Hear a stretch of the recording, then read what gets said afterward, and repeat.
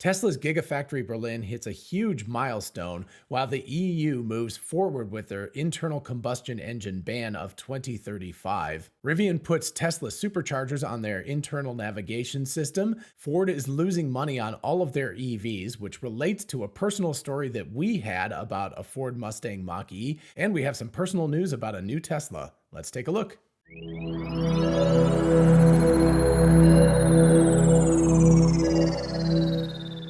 Hey y'all, it's Dr. Know It All. If you've been following us on Twitter, you know that we just recently got a new Model 3 and we had to drive to Savannah for it. So if you want to see the story about all of that stuff, we'll be doing that probably in the next day or two. So if you want to see all about that story with misinformation, stay tuned. In the meantime, let's check out the big news of the weekend, which is that Tesla's Gigafactory Berlin finally reaches a goal of 5,000 electric cars a week. And that means that they're on a run rate of about 250,000 cars per year, which is pretty remarkable considering that the factory just started recently and they're beginning phase 2 of the factory as well as we speak. And let's take a quick look at this electric article. Tesla Gigafactory Berlin has finally reached its goal to produce 5,000 electric vehicles in a single week, which is considered achieving volume production. It sure seems like a lot for volume production. When ramping up a new vehicle to volume production at a new factory, Tesla generally considers 5,000 units per week to be the goal. After starting production late in 2021, Tesla originally aimed to achieve that at Gigafactory Berlin by the end of 2022, but the goal was ambitious amid a continuing global supply chain crisis, not to mention German bureaucracy and things like that. Instead, Tesla announced that it finished the year with a respectable production rate of 3,000 Model Y vehicles per week at Gigafactory Berlin. At the end of February, the factory reached a new milestone of 4,000 units per week. Now, just a month later, it has reached 5,000 Model Y vehicles in a single week. And here's an interesting little tidbit. The factory appears to have beaten Gigafactory Texas to this important milestone. If it can maintain this newly achieved production rate, it would mean Gigafactory Berlin can produce over 250,000 vehicles per year. And another really interesting tidbit, what's interesting is that Tesla is now approved to produce 500,000 vehicles per year out of the factory, and now that it has achieved its goal with Model Y production, Tesla is expected to add a new model to Gigafactory Berlin's lineup. Originally, Model 3 was supposed to be next, but Tesla has not commented on the plan in a long time, so that is rather interesting. And of course, as many of us has heard, furthermore, Tesla recently submitted an application to the authorities to expand production at Gigafactory Berlin to 1 million vehicles per year. This expansion is going to require further development of the factory's footprint, and the company needs to obtain environmental approval before going forward. So what are the options of the next 250,000 vehicles at Berlin? The 1 million is a ways off because they still have to build out the factory. But what could be the next 250,000 vehicles? The interesting thing is that there's kind of three options. One could be the Model 3, as they originally said. Another could be the Model Y because it's just so darn popular that they might decide to just expand it and keep building that car. In my mind, I think that is probably the most likely option, is they'll just expand and build out more of the Model Y, or potentially they'll do maybe 100,000 Model 3s per year and expand the rest out with Model Ys.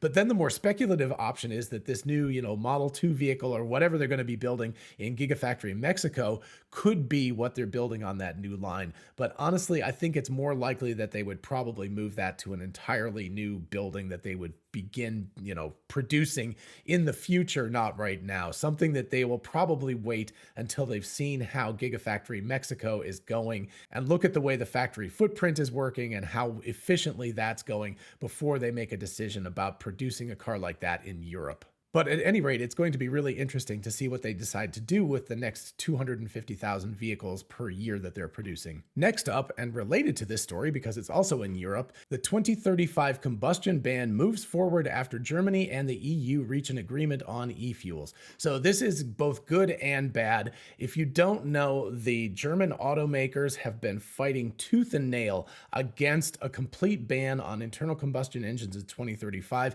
And if you think that's absolutely silly because the market is going to have figured it out by then, you're right. But basically, they really wanted e-fuels. So it looks like what's happened is the German automakers have gotten some accommodation, and that allows the EU to move forward. And this is one of the problems with the European Union, is it's just so kind of cumbersome that it has an awful lot of cooks in the kitchen. But anyway, let's take a look at some of the parts of this article. Following talks that carried late into Friday evening, representatives from both the EU and member state Germany have relayed that an agreement has been reached in the proposed 2035 ban of new combustion vehicle sales that will now include exceptions for e-fuels. Blech.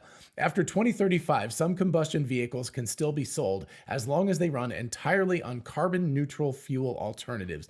And that is a whole big quagmire because even if you're burning a fuel that's an e-fuel, you still have to produce that fuel. And the idea is that you're going to suck enough CO2 and nitrogen out of the atmosphere that it'll be okay that you're burning it on the road. This is all a ridiculous thing. And the basic economics of it are such that producing enough e-fuel in the first place is kind of a red herring anyway. It's almost impossible, at least with the energy budgets we're looking at right now. So all of this stuff is sort of placating the German automakers, but it's also rather pointless because by 2035, if people are still building internal combustion engine vehicles, well, I'll be pretty old by then. But anyway, you can come visit me and give me a slap on the wrist because I think by 2030, there's not going to be very many ICE vehicles left.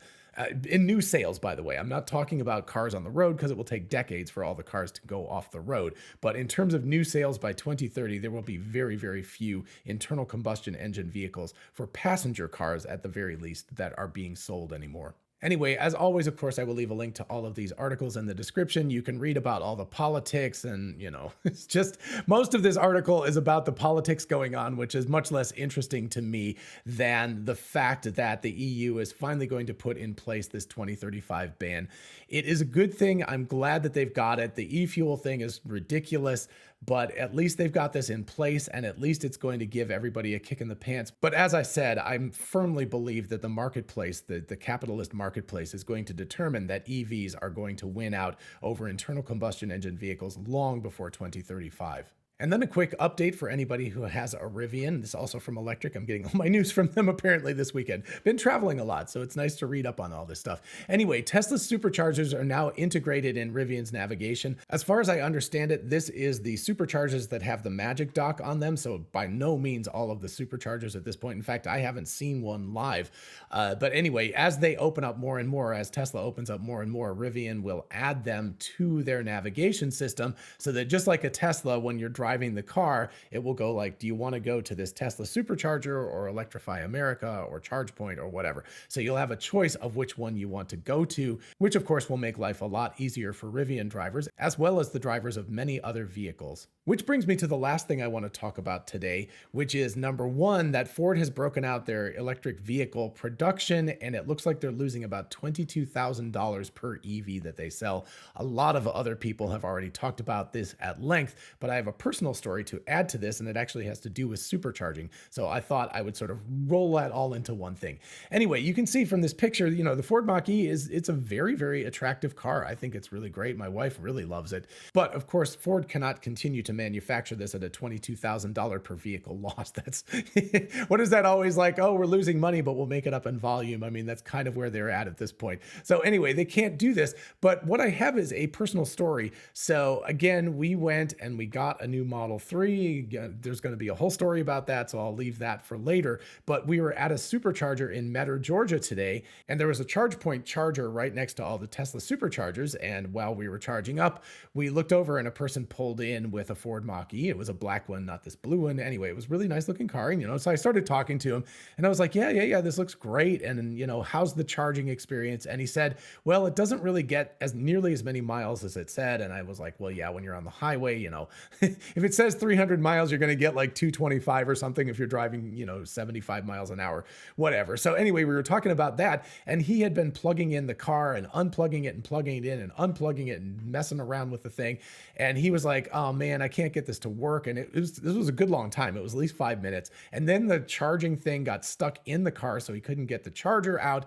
And it said it was not functional and that the car wasn't responding properly. So there was all of this communication error. So we ended up talking for almost 10 minutes. And I think right around the time that we left after charging, he finally got it to work. This is one of those things that people who have Teslas, including me, just don't understand what a great experience that Tesla has provided for us. I mean, we do. Obviously, we're like, wow, it's great. You pull the thing off the hook, you plug it in, it just starts doing its magic and it starts to charge immediately. But when you're sitting there talking to somebody for 10 minutes and you are charged up and ready to go on the next leg of your trip, and they're just trying to get the thing to actually begin charging. And I believe that that charger was something like 75 kilowatts, so they were going to be there for a while. So 10 minutes is as much. It was, I think we charged for 15 minutes there, and he was there for 10 minutes because he pulled in a few minutes after we got there. But we spent the whole time chatting. And so, we were like, it took him almost as long as us to completely charge just to get the thing started to charge. And that made me realize yet again, in a very, very visceral sort of way, just how wonderful the experience of charging at a Tesla supercharger is. And what that means to me is, assuming I've seen videos, I haven't seen anybody do this because, like I said, I haven't seen the Magic Dock connectors, the new things that the Tesla superchargers have. But for the most part, it looks like everybody who has it and has the app properly configured and everything, it's pretty much just plug and play for their vehicles as well.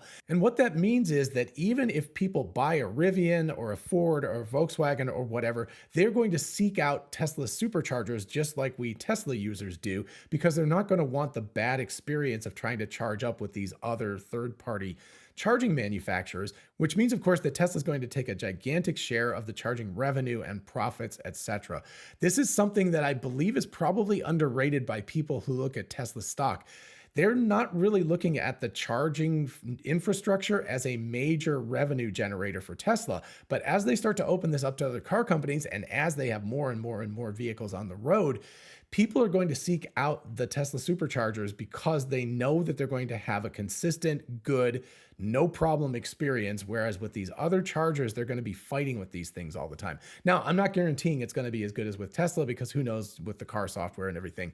But if Tesla can make it as good as with their own vehicles, or even 90% as good as that, they are going to take the lion's share of everything. And just imagine if every gas station in your country, the United States, Germany, wherever you happen to live, just imagine if every one of those gas stations was owned by the same company. And if you start thinking about the amount of revenue and profit that drives, and that could drive, that's what we could be looking at. This is something that Tesla, just because they just did it first and they did it so darn well, they might end up with, 80% of the chargers, or they might end up with, like, say 70% of the chargers, but 90 to 95% of the chargers that people actually use. So people could build out these other chargers, but they have such bad experiences with them that they just sit there and they collect dust for the most part, and people don't actually use them. So it's just something to, sort of keep in mind and watch as more and more of these Magic Dock versions of the Tesla superchargers come out. If people have the kind of experience that we Tesla owners have charging up, that means that these Tesla superchargers are going to become the de facto destination. That's going to be where people are going to want to go, and they will go there unless they just can't find one close by. And given the fact that Tesla superchargers are pretty much everywhere now, I think that people will find them more often than not. All right, I hope you enjoyed this video and found it fun and interesting and thought-provoking. If you did, please do like it so other people can find it. And of course, consider subscribing for more of this kind of content, especially if you want to find out about our experience getting a new Model 3. As always, a huge shout out to my patrons on Patreon. Thank you all so much for the support. I truly do appreciate it. Yes, it's been a busy weekend and I haven't been on Discord as much as normal, but I will be back on there tomorrow. So of course, I'll say hi to everybody then. And if you want me to say hi to you as well, feel free to join the Patreon team. Just check out the link in the description. And if you're interested in a whole bunch of really cool merch, check out our merch store. Link is in the description.